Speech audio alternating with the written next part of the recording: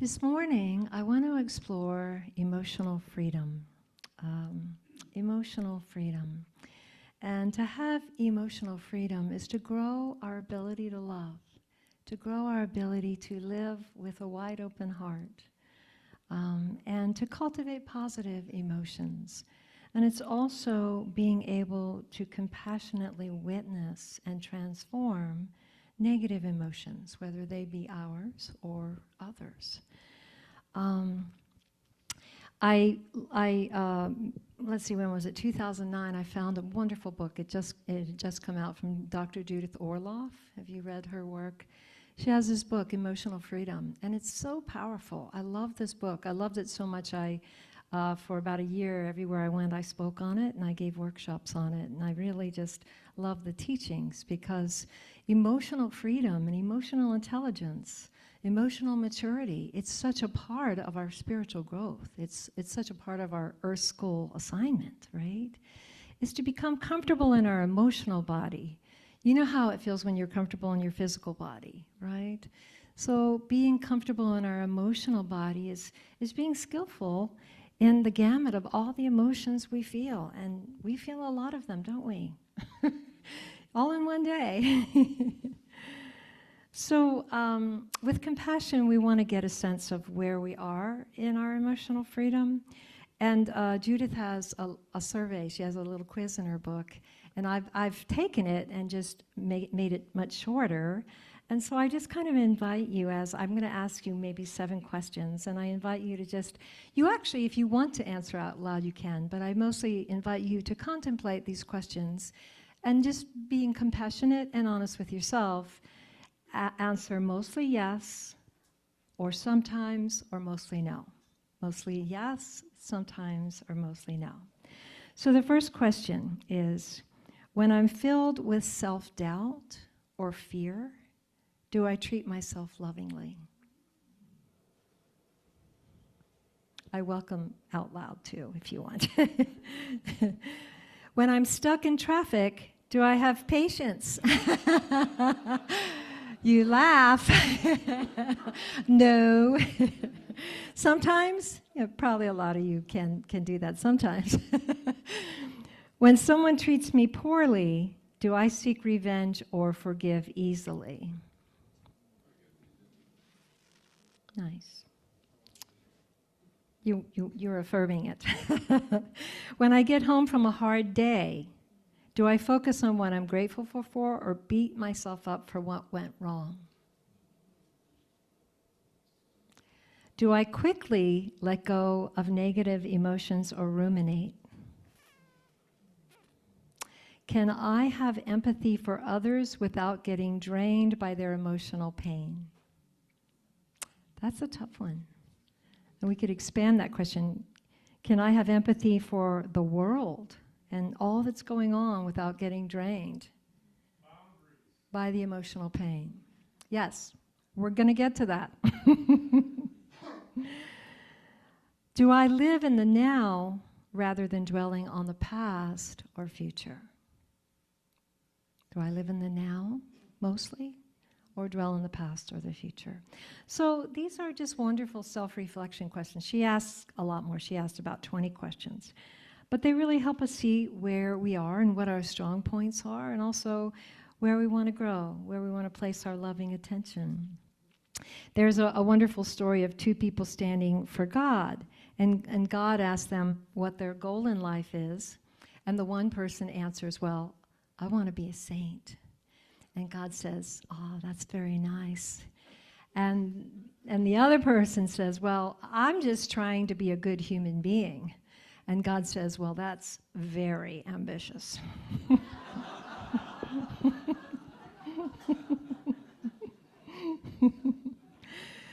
Oh. So emotional experience runs the gamut, right? It doesn't it? And I don't know about you, but I didn't get a lot of training growing up. I had to figure a lot of things out myself. And I really wish children today would get more training. I think it's happening that they're having mindfulness classes and mindfulness training. I know like in Sweden and over there, they're doing it more, but I'd like to see more of it here. And I was thinking, I wrote this in my newsletter, if you read my newsletter, that, my first experience of heartbreak, romantic heartbreak to be specific, was when I broke up with my first boyfriend when I was 16. And my heart hurt so badly, I thought I was going to die. I truly thought, I'm going to die from this feeling. And as a young person, I really didn't understand my emotions very much at all, especially during all those hormones, right? And teenagehood. But I thought I would die from heartbreak, and I think some people do, actually. So it is a thing. It is a thing.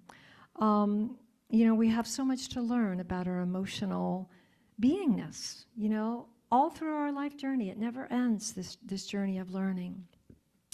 So emotional development goes hand in hand with our spiritual development, because to know God is to know love, right? God is love. That's my favorite description of God. And if we are to know God, we must become God, right? That's how we know God fully. We become God. We become love. And to become love, there can't be anything blocking in here, right? This heart has to be open. Everything has to be released. And so that takes skillfulness, and it takes a lot of unlearning conditioning and a lot of practice.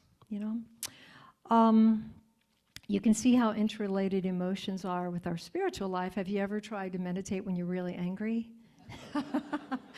It doesn't work. You have to take good care of that anger first, and then you might meditate. So I chose this subject because I feel like our world needs this. Oh my goodness, our world needs emotional intelligence. I feel like so much of the suffering that we see in the news is due to a lack of emotional intelligence, right? And it's just so clear that love and kindness and generosity makes this world full of sweetness, doesn't it? It makes the world sweet. And then conversely, fear and anger and hatred, they make everything so hard and painful and difficult to bear here. Difficult to bear. I've cried a lot this week. I just do. I think crying is so healthy, so good for you. To release, You read the news and you see examples of people suffering, and so they're creating suffering, right? Because they don't know how to take care of their anger. And anger can turn into hate, and then it expresses in violence, right? So we see it in the world, and we deal with it personally, maybe on a smaller level, but we all have it to deal with. We have every emotion. Every seed is in us, as Thich Nhat Hanh says, and it depends which seeds we water. So how people behave, it depends on their emotional state, right? Whether we're kind and warm to someone or we're impatient and judgmental depends on our state of emotions. So there's a Native American story. I may have told this before because I've told it many, many times, but I think it could be told pretty much every Sunday. And it's the story of the old Cherokee grandfather. And he's offering a teaching to his children. And it's a teaching about life. And he says, "A battle is raging inside me. It is the terrible fight between two wolves. One wolf represents fear, anger, envy, resentment, greed, arrogance, self-pity, inferiority, false pride, and ego. And the other stands for joy and peace, love and hope, sharing, serenity, humility, kindness, benevolence, friendship, empathy, generosity, truth, compassion, and faith." Whew. And the old man looked at the children with a firm stare, and he said, "This same fight is also in you and in every other person." And the children were really thinking about this. And finally, one of the children says, "Which wolf will win?" And the old Cherokee replied, "The one you feed. The one you feed. The one we feed will win. The emotion we feed will win." So it's really about our choice. I love that teaching because it's telling us we have choice, and it's about the choice we make, right? Like, if we have a conflict, are we going to let that resentment grow? We get to choose. Are we going to let that grow? Are we going to tell that story? Are we going to tell a few other people that story, get them on our side? Or are we going to see, I don't want to separate. I don't want to separate. I don't want to separate from one more person. So instead, I'm going to focus on compassion and forgiveness. I'm going to work on a generosity of heart. I'm going to feed that. I'm going to water those seeds, right? So it's a choice to grow our emotional intelligence and just develop the ability, to witness and examine what we're feeling with skillfulness and get good at transforming it. I remember a funny occasion with my mom. This was a while back. I know I talk about my mom a lot, but she was my first and probably most important teacher, and she's the one who I worked out the most emotional stuff with. So that's why I talk about her. But anyway, we were together. This was way back, and something happened. I said something, it triggered her. She was angry, and I said, Mom, when are you going to just stop being so reactive? You're so reactive, and you're so judgmental. And when are you going to just learn to deal with your anger and shift it, And my mom replied, I'm an old dog and I'm not learning new tricks. And actually, because it was kind of funny, it did kind of defuse the situation, and we did manage to get around to getting along. But, upon reflection, it's not true, because she did learn new tricks. Like as we grew, as the years went by, we both got better at not being so triggered. We both got so much better at okay, here's a moment. We know where this usually goes. Let's breathe. I'll go to the bathroom, take a 5-minute break. Maybe I'll walk around the block. I'll come back, and we'll continue, because we want to be together. We want to be together. So we grew, and it was really a powerful teaching. Yeah, she was such a teacher for me. We made a lot of progress. There's a quote from the Bhagavad Gita. I love this quote, one of my favorite quotes. If you want to see the brave, look at those who can forgive. Because it takes bravery, it takes courage, it takes the courage of the heart to override the ego that just wants to stay mad and stay right and stay separate. The courage of the heart says, no, I want to forgive. And the second part of that is, if you want to see the heroic, look at those who can love in return for hatred. And that's a teaching from Jesus when he said, oh, it's easy to love your friends. They love you. They're good to you. They're nice to you. It'd be strange if you couldn't love them. But can you love the supposed enemies? Can you love the people that aren't nice to you, or, that are rude, or that slighted you? Can you love, the difficult people? And for me, sometimes, like you said, boundaries, and boundaries are key. We don't have to welcome them necessarily into our life, but we can never put them out of our heart. And that's a real refinement. That's a real skill that we can grow. So for many years, giving the workshops on emotional freedom, I would speak on the 7 key challenging emotions and how we transform them. And as I was writing this talk, I got to page 72, and I thought, you guys might not want to be here for 2 hours, so I'm going to do part 2 next Sunday. There's so much that's so rich and helpful. But basically, she talks about 7 key challenging emotions that we all deal with, probably the most. And that is, for example, moving from anxiety to calm. Calm is beautiful. That's been my mantra this week. Calm is beautiful. From loneliness to connection. From depression to hope. And from anger to building compassion.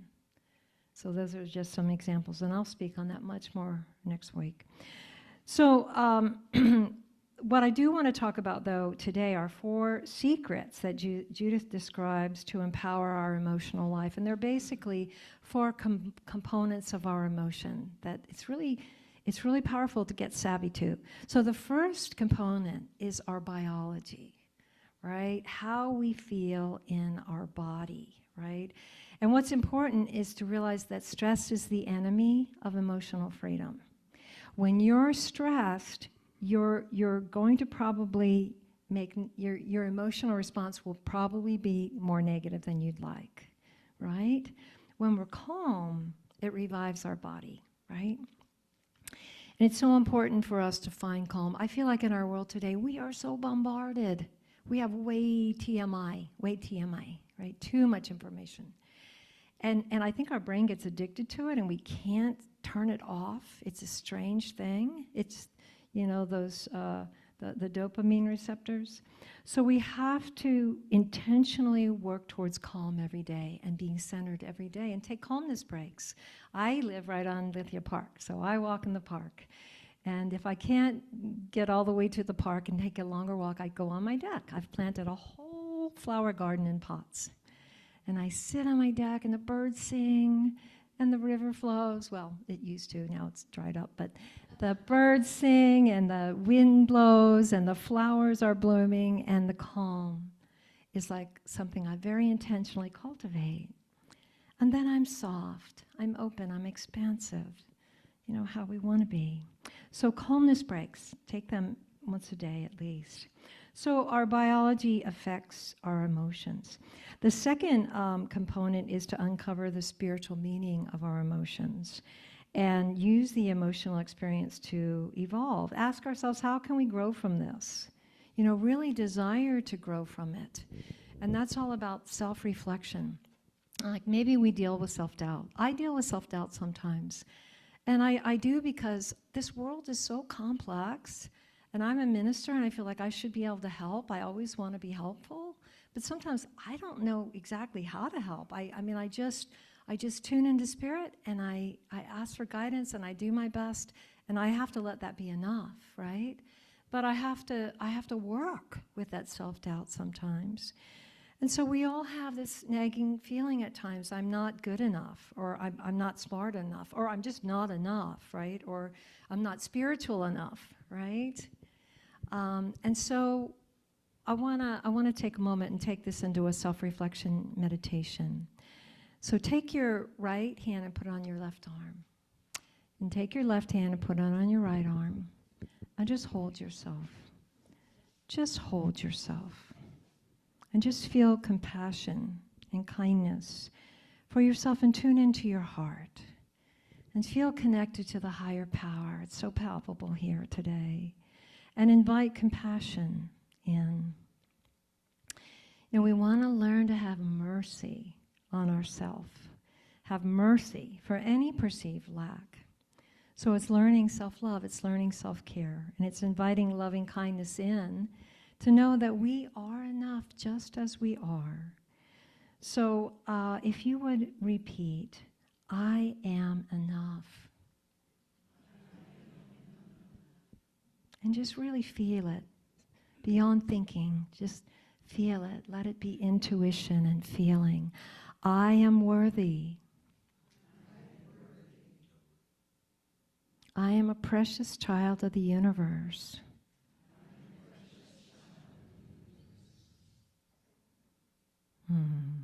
Thank you. Thank you. Yeah, just remember to take time for that, just that simple practice of honoring your being.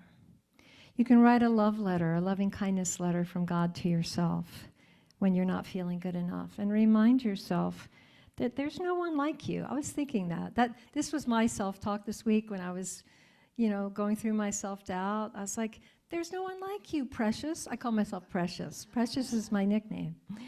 Name yourself something nice if you haven't already. But tell yourself, because it is true, there is no one like you. There's no one like you. Every single one of you, you are unique as a snowflake. You are precious and unique, and no one loves exactly the way you love. No one shines exactly the way you shine. You are unique, and you matter very, very much, very much. So the third component is learning the energetic power of your emotions and really seeing emotions are energy, aren't they? Emotions are energy. And, negative emotions like anger or jealousy, they deplete us, right? Whereas positive ones nurture us, like hope, that nurtures us. Self-acceptance, just feeling that nurtures us. Compassion, they make us brighter. They make us freer. Whereas, envy or shame or desire for revenge, that dims our brightness. And everyone, can feel whatever you're feeling. It might be subtle, but especially if you're an intuitive person, I can feel. I'm so sensitive to energy. I can just feel everything. And I think it's part of what, being a musician and giving concerts forever and using the power of music to transform people. You just feel everybody. The way that I know where you're at is I merge with you, and then I take us all into the widest heart space possible. Now, when I'm angry, I really do my best to not be around anyone because my energy field is powerful. It's big, and I know it. So I really try to not be around anyone, and I know how to take care and shift my anger quickly. But if I happen to be around people and I can't get away, I know how to neutralize. I can I feel like I can almost shroud myself. It's almost like I put a black shroud around myself, and that energy, if it's not good, it doesn't go out. And I breathe right on the spot, and I am able to get to at least more neutral energy. Water is so sensitive to energy. Flowers are sensitive to energy. Bugs are sensitive to energy. Have you ever seen a spider and you're going to do something bad to it, and it totally moves right when you have that thought? Water, though, is fascinating. If you read the book by Dr. Emoto, The Hidden Messages of Water, such a fascinating study because he took these jars of water and he labeled them. And he would write on the jars, I love you, you're wonderful, you're beautiful. And when that was directed at the water, either by speaking to the water or labeling the water would turn into these gorgeous symmetrical rainbow-hued crystals and snowflake patterns that were just gorgeous.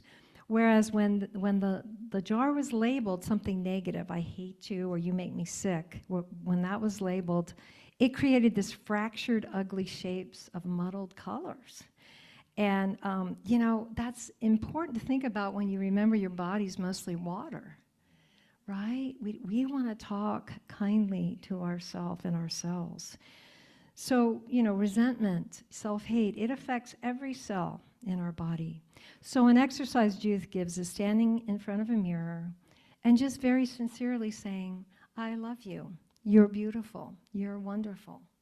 And really, rest into that, feel that, let that be real.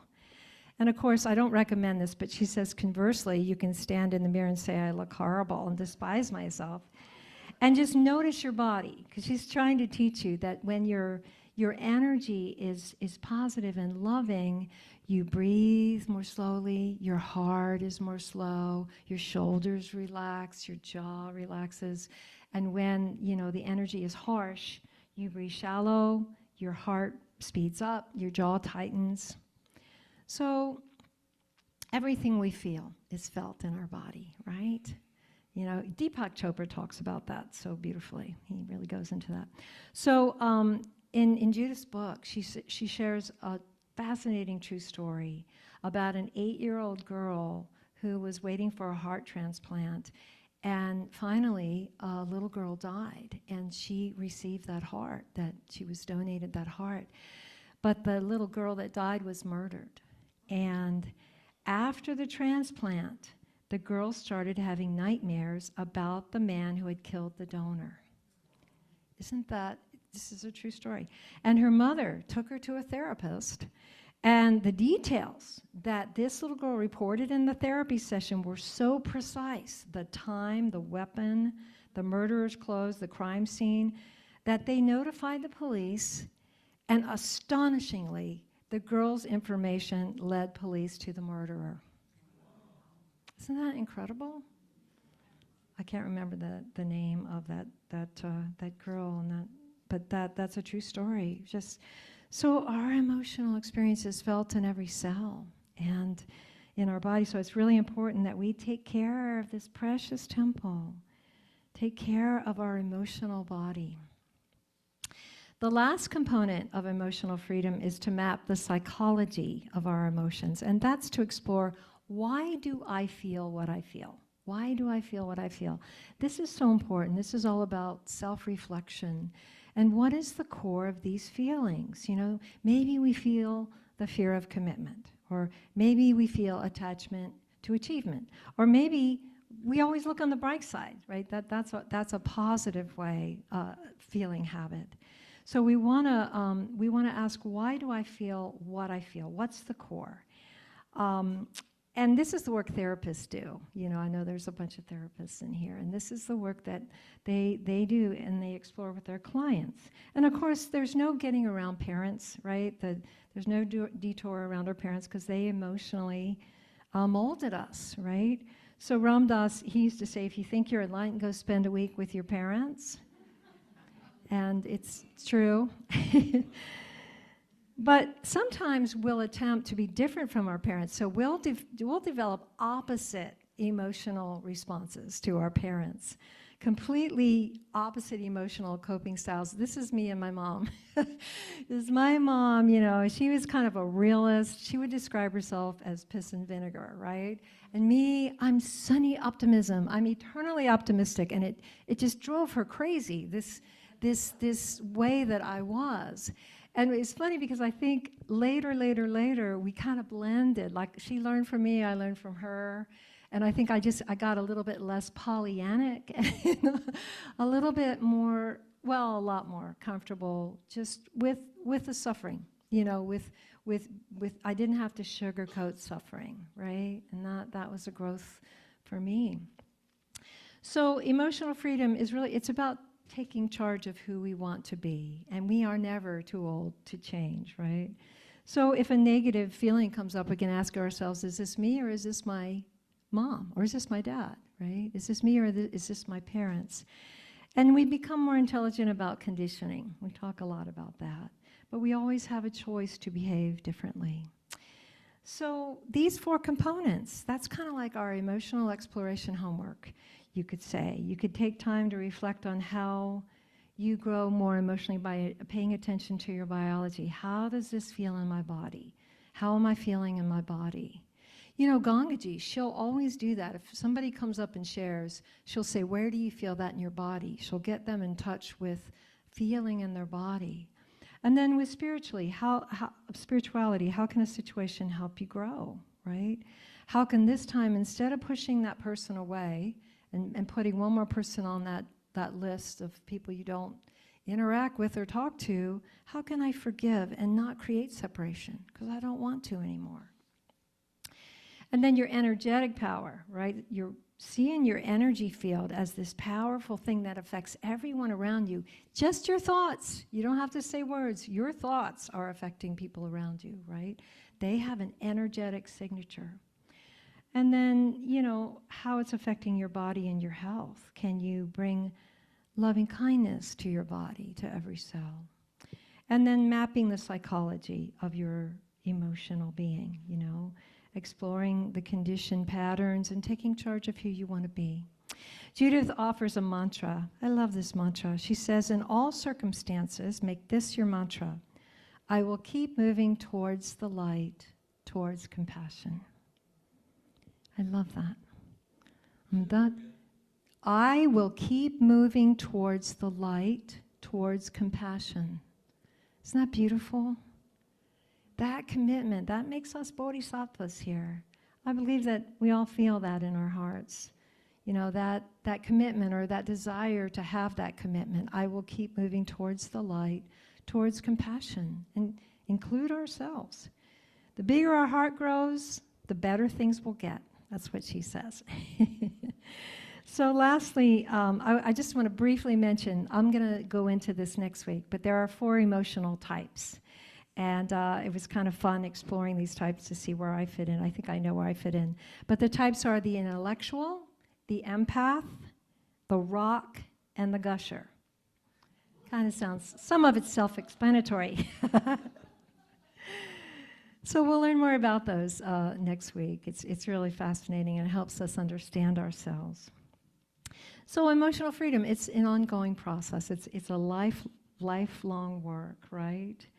But I think it's really, really important for our happiness, for our well-being, and for the well-being of humanity.